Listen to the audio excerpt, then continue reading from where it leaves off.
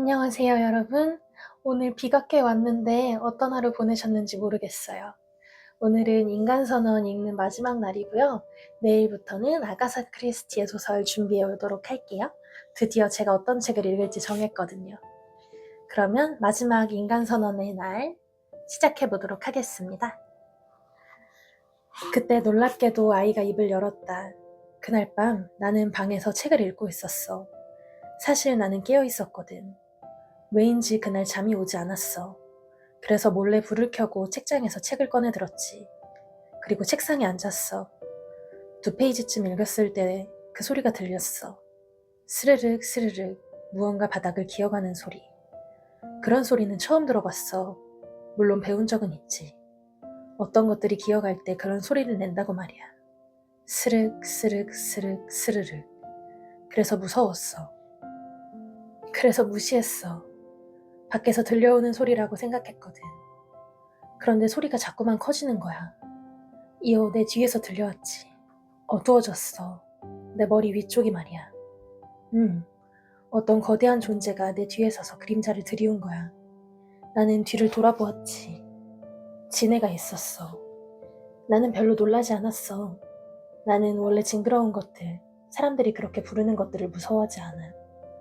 벌레를 싫어하는 친구들이 많지만 나는 아무 생각이 없어.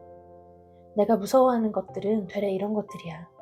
몸이 불에 타는 것, 물속에 가라앉는 것, 숨을 쉬지 못하게 되는 것. 지네는 그 어느 쪽도 아니잖아. 내 키의 2배는 되어 보였어. 정말로 다리가 많았어. 그리고 말했지.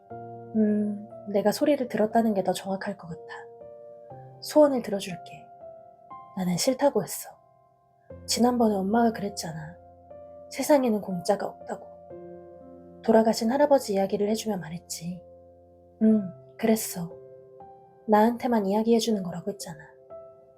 타인의 호의를 넙죽넙죽 받아삼키다가 결국은 사기를 당했다고 말이야. 결국 할아버지는 병원에서 마지막을 보내게 되었지.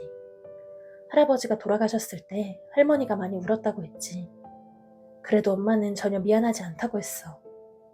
할아버지를 끝까지 매정하게 대한 것이 말이야. 나는 그 이야기를 기억했어. 이해했어. 그래서 지네의 제안을 거절했어. 너는 나에게 원하는 것이 있을 것이 아니냐고. 결국 내가 아니라 네가 소원을 비는 것 아니냐고. 나는 그걸 해낼 능력이 없다고 말이야. 그랬더니 지네가 말했어. 왜? 너에게 능력이 없다고 생각해? 내가 들어줄 수 있는 소원이야? 나는 너에게 그냥 보여줄 거야. 그리고 너는 선택을 하면 돼. 그러자 궁금해졌어. 지네는 나에게 무엇을 보여주고 싶은 걸까? 내 마음이 보였나 봐. 또 소리가 들려왔어. 너에게 보여줄게. 한번 생각해봐. 어떤 소원을 빌지. 일주일쯤 걸릴 거야. 그래서 나는 지네를 따라 나섰어. 미안해, 엄마, 아빠. 그때는 다른 생각이 나지 않았어. 그저 어서 지네를 따라가야 한다는 생각뿐이었어. 그와 그녀는 가만히 아이를 쳐다보았다. 그녀는 지금껏 아이가 해준 이야기에서 방어 기제를 찾으려 했었다. 아마 남편도 그랬으리라.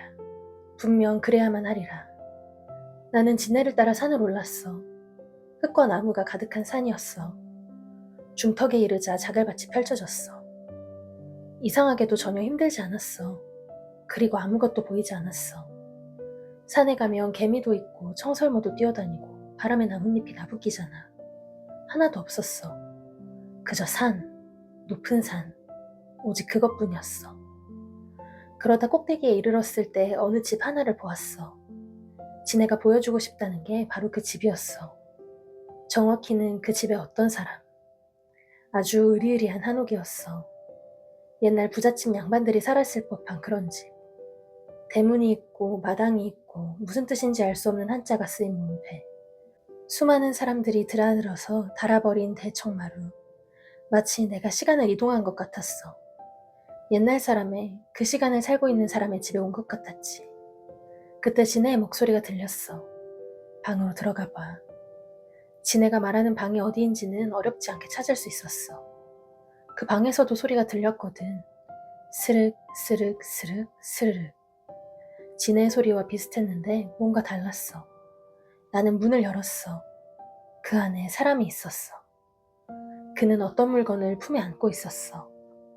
남자였어.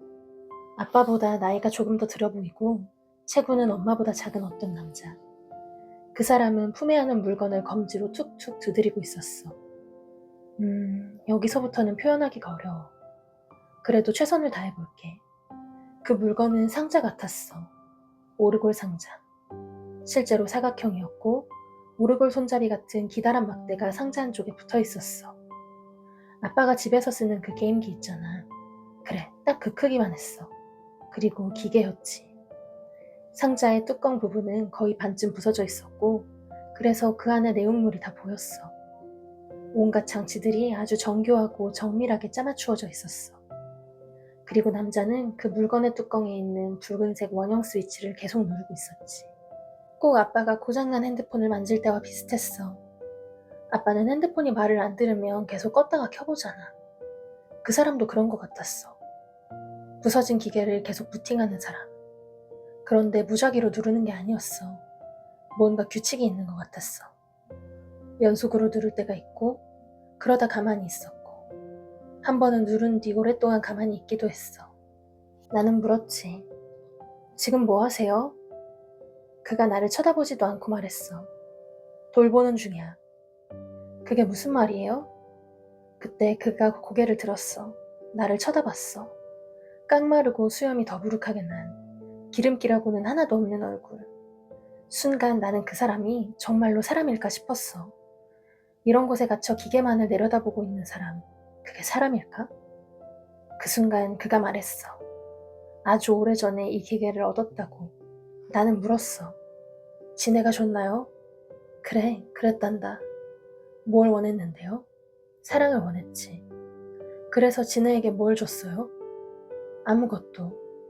지네는 그저 내게 때가 올 거라고만 했어. 선택을 잘하라고 했지. 뭘요? 남자는 나를 보며 힘없이 웃었어. 그리고 다시 기계의 스위치를 눌렀어. 내게 말해줬어. 한동안은 행복했다고. 기계는 자신의 모든 말을 알아들었고 이해했다고. 그의 무력감과 절망까지 다 알아들었다고. 덕분에 그는 외롭지 않았어. 사랑을 얻은 거야. 최고의 인생을 살았지. 그 집도 그때 마련한 거야. 그런데 어느 날 기계가 아프다고 말했어. 고통스럽다고. 그는 이해할 수 없었어. 그것은 기계니까. 고통을 느낄 수 없는 거잖아. 그러자 기계가 말했어. 내가 당신을 이해하고 사랑했던 건 뭐야? 그것도 이해할 수 없어? 그는 당황했지. 뭘 어떻게 해야 할지 몰랐어. 그래서 그것의 뚜껑을 뜯어내고 요리조리 살펴보고 온갖 검사를 다 했지. 그건 고장났어. 고칠 방법이 없었어. 아, 그때 지네를 찾아다녔다고도 했어. 하지만 절대 나타나지 않았대.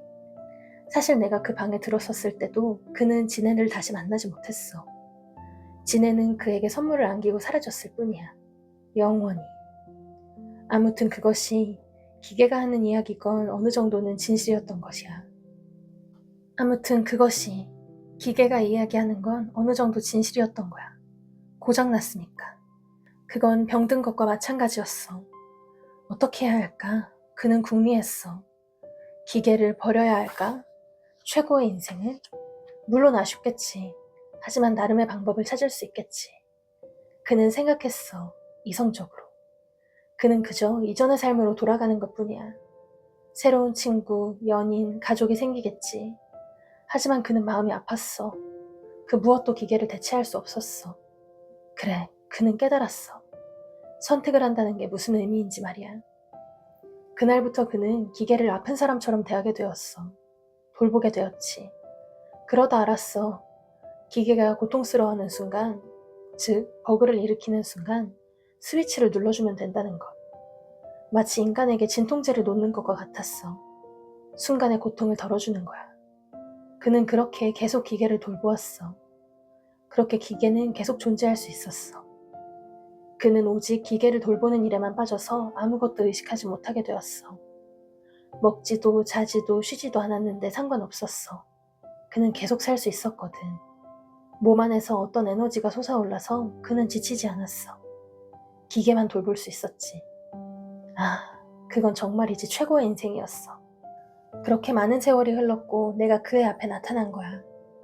물론 그는 그 이야기를 해주었을 뿐 나의 존재는 전혀 안중에도 없었지만, 그러나 나는 그가 안중에 있었어. 왜냐하면 나도 깨달았거든. 이게 바로 지네가 말한 선택의 순간이라는 걸. 나는 그게 내 소원이 되리라는 것도 알았어. 딸, 그게 무슨 뜻이니? 그녀의 남편이 조금 떨리는 목소리로 아이에게 물었다. 그 떨림에는 두려움이 조금 배어 있었다. 그녀는 느낄 수 있었다. 왜냐하면 그녀 역시 딸아이가 조금 무서웠기 때문이다. 아니, 아이의 선택이 무서웠다. 딸아이가 두 사람을 번갈아 바라보았다. 그리고 한숨을 쉬고서 작게 말했다. 이해 못할 거라고 했잖아. 세 사람 모두 입을 다물었다. 침묵이 길어졌다. 그녀는 계속 그 단어를 생각하려 노력했다. 방어기지. 이것은 사실이 아니다. 이것은 아이의 꿈이다. 이것은 아이의 거짓말이다. 아이는 자신의 상처를 감추기 위해서 새로운 이야기를 만들었다. 나와 남편은 그 이야기를 찾아내야 한다. 아이가 이 이야기 속에 감춘 진실, 그 진짜 의미를 찾아야 한다. 딸이 말했다. 나는 기계를 완전히 부숴버렸어. 그렇게 소원을 빌었지. 남편이 흐느꼈다. 그는 중얼거렸다. 세상에 나. 그리고 덧붙여 물었다. 왜? 왜 그런 짓을 했어? 아이가 냉정한 얼굴로 자신의 아빠를 쳐다보았다. 아빠, 그건 기계잖아. 그는 견딜 수 없다는 말투로 거칠고 화난 목소리로 딸에게 소리쳤다. 그러니까 그런 결정을, 한 사람의 인생에 걸린 일을 왜 네가 결정해? 아이가 이전과 똑같은 차가운 표정으로 부모를 번갈아 바라보았다. 그녀는 깜짝 놀랐다. 그 표정에는 지금껏 단 한 번도 보지 못했던 어떤 마음이 적나라하게 드러나 있었다. 만일 아이가 자기 자식이 아니었다면, 저 표정을 짓고 있는 어떤 사람을 밖에서 우연히 만났다면 그녀는 반드시 도망쳤을 것이다. 무서워서. 그래, 너무나도 무서워서.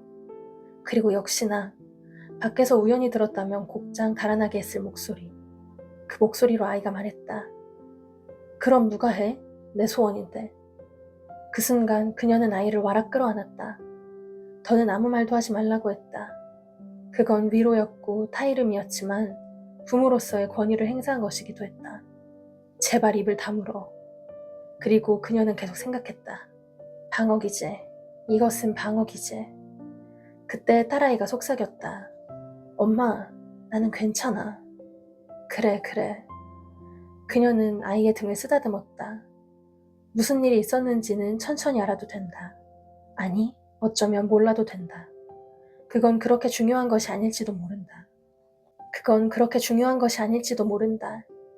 이 아이에게는 앞으로의 인생이 남아있고 그녀는 아이가 세상으로 무사히 나갈 수 있도록 해야 했다.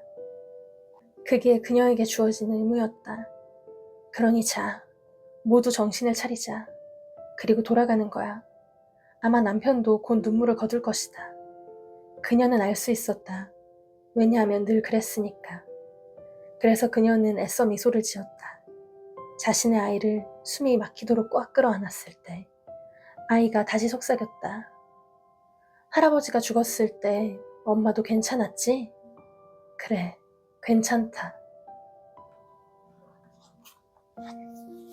여기까지 읽어보았고요. 내일은 아가사 크리스티의 소설로 다시 만나도록 해요. 그 책은 처음부터 끝까지 쭉 읽어볼 테니까 여러분 기대 많이 해주세요. 그럼 안녕.